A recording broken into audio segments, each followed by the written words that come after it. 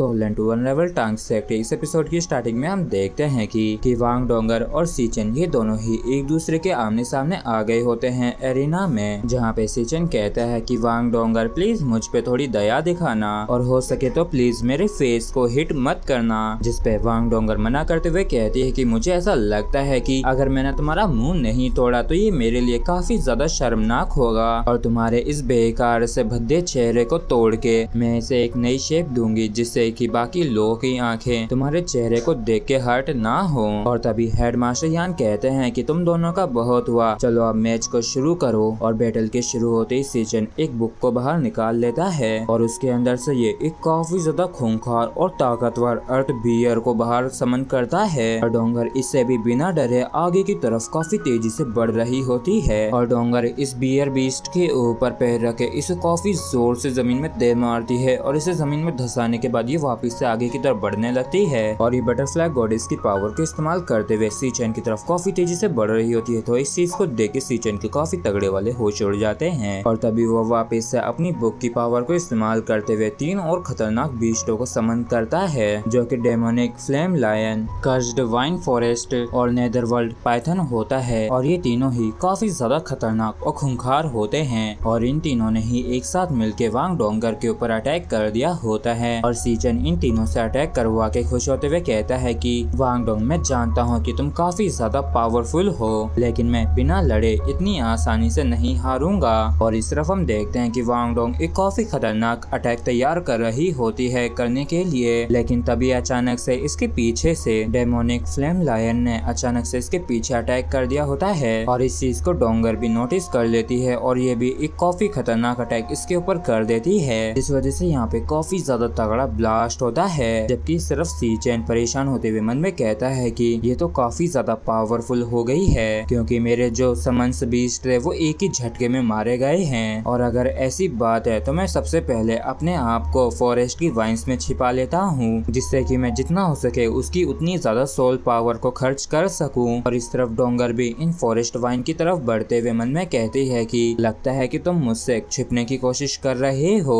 और मेरी मानो तो ऐसा करने के बारे में तो सोचना भी मत। और तभी हम देखते हैं कि डोंगर के जो विंग्स थे वो फायर में बदल गए होते हैं और ये काफी ज्यादा खतरनाक भी हो गए होते हैं और इसकी मदद से ये बड़ी ही आसानी से इन वाइन्स को काटने लगती है और इसे ऐसा करता देख सीचन भी काफी ज्यादा हैरान परेशान होता है और थोड़ा मुस्कुराते हुए भी मन में कहता है कि इससे कोई भी फर्क नहीं पड़ता है कि तुम किस तरीके की टेक्निक को इस्तेमाल करती हो क्योंकि डेफिनेटली ऐसा करने में जो एनर्जी खर्च होगी वो छोटी मात्रा में नहीं होगी और सब कुछ मेरे प्लान के अनुसार ही हो रहा है क्योंकि मेरे पास अब भी एक और समन बीस्ट है जो कि अब भी अटैक कर सकता है। और हम देखते हैं कि ये जो पाइथन होता है ये वाइन्स का फायदा उठा के इनमें छिपते हुए वांग डोंगर के करीब पहुंचने लगता है और मौका मिलते ये पूरी तरीके से वांग डोंगर को अपने अंदर जकड़ लेता है। और इस चीज को देख के यह खुश होते हुए मन में कहता है कि जब हम आखिरी बार मिले थे तब से लेके अब तक सीचन काफी स्ट्रॉन्ग हो गया है। जबकि इस तरफ सीचन इस चीज को देख के खुश होते हुए कहता है कि आखिरकार मुझे एक ओपनिंग मिल ही गई। और हम देखते हैं कि इसकी जो कर्स्ड वाइन होती हैं वो भी वांग डोंगर की तरफ बढ़ रही होती हैं और ये उसे चारों तरफ से घेर के कर्स्ड वाइन प्रिजन बना लेती हैं। और सीचन कहता है कि कैसा लगा ये, क्या अब तुम हार मानने के लिए तैयार हो।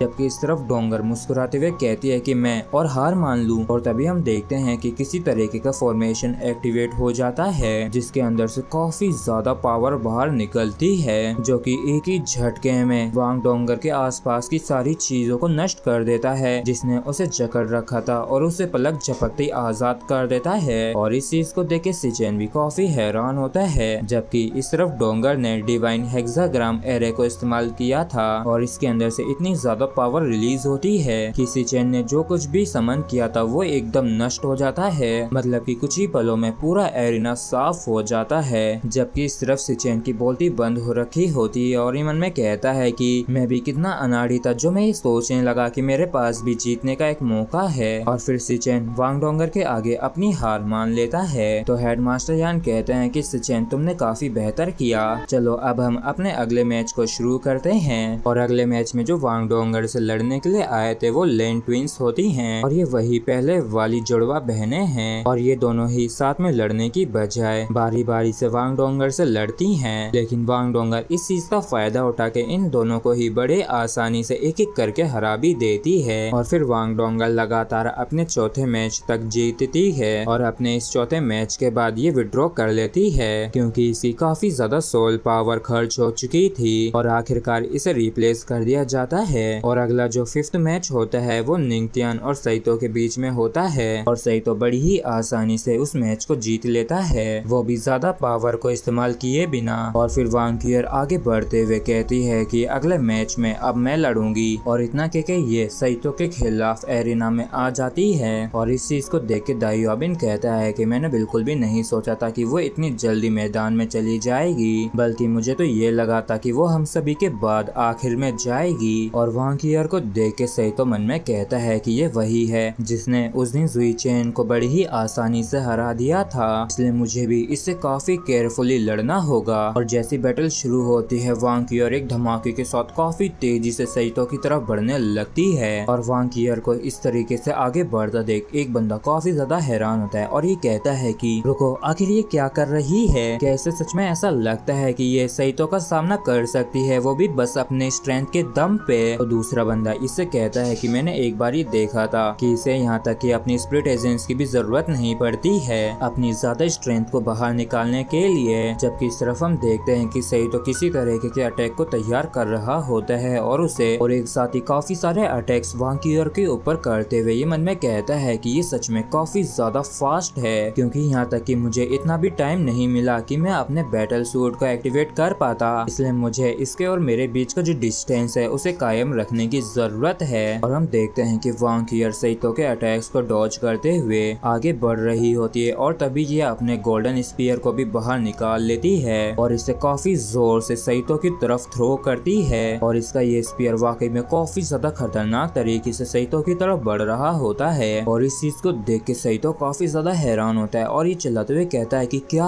आखिर ये ऐसा कैसे कर रही है। और इस गोल्डन स्पीयर को इतनी खतरनाक तरीके से अपनी तरफ आते हुए देख साइतो किसी तरीके के सोल डिवाइस का इस्तेमाल करता है, जिस वजह से इसके ऊपर एक प्रोटेक्शन बैरियर बन गया होता है और तो और इसके हाथ में 2 गदा के शेप में सोल डिवाइस आ जाते हैं, जिनकी वजह से साइतो की पावर काफी ज्यादा बढ़ गई होती है और ये वाकई में इन 2 गदा के साथ काफी ज्यादा खतरनाक भी लग रहा होता है। जबकि इस तरफ वांग क्यूअर का जो गोल्डन स्पीयर होता है ये काफी तेजी से इसी की तरफ बढ़ रहा होता है और इस तरफ साइतो भी इस स्पीयर से अपने आप को डिफेंड करने के लिए पूरी तरीके से तैयार हो जाता है। और इस पूरी सिचुएशन को देखते हुए याओ कहता है कि ये पहली बार है जब मैं साइतो को शॉर्ट रेंज में अपने सोल गाइड्स को इस्तेमाल करते हुए देख रहा हूँ और वो 2 हैमर्स सच में इसे काफी सूट भी करते हैं। जबकि इस तरफ साइतो ने अपनी नजरों को उसी स्पीयर के ऊपर गड़ा रखा होता है और फिर हम देखते हैं कि ये जो गोल्डन स्पीयर होता है ये साइतो के प्रोटेक्शन बैरियर से काफी जोर से आ भिड़ता है और इस गोल्डन स्पीयर की वजह से साइतो के बैरियर के अंदर क्रैक्स आने लगते हैं और पलक झपकते ये इसे डिस्ट्रॉय भी कर देता है। जबकि इस तरफ साइतो को इसे रोकने में काफी ज्यादा दिक्कत हो रही होती है और हम अगले एपिसोड में देखेंगे कि साइतो इसे रोक पाएगा या नहीं, या फिर ये काफी बुरी तरीके से इस स्पीयर की वजह से इंजर्ड हो जाएगा।